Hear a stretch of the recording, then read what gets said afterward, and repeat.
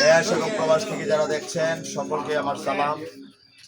এখানে যারা উপস্থিত আছেন আমার বৃদ্ধ বয়সী মা বাবারা, সকলকে আমার সালাম। এখানে উপস্থিত আছেন ময়মনসিংহ যুব সমাজ কল্যাণ সংস্থার জীবন সম্মানিত সদস্য সহ সকলকে আমার সালাম। আসসালামু আলাইকুম। আপনারা সবাই ভালো আছেন তো? আল্লাহ রাব্বুল আলামিন আমাদের সকলকে সুস্থ সবল রেখেছে, সবাই বলি আলহামদুলিল্লাহ।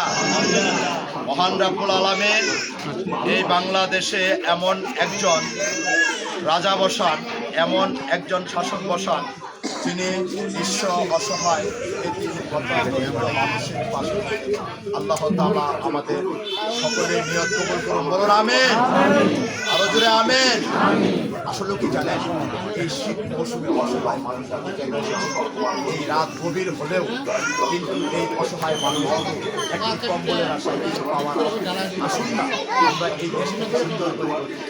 মহান মুক্তিযুদ্ধ করেছে এই দেশটা স্বাধীন করেছে, যারা শহীদ হয়েছে, যুদ্ধে যারা শহীদ হয়েছে তাদের জন্য আমরা এই দেশটা, এই সোনার বাংলা করতে হলে আমাদের মনটাকে ভালো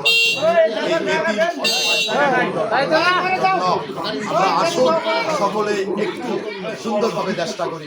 আল্লাহ তাআলা আমাদের সকলকে কবুল করুন, আমিন।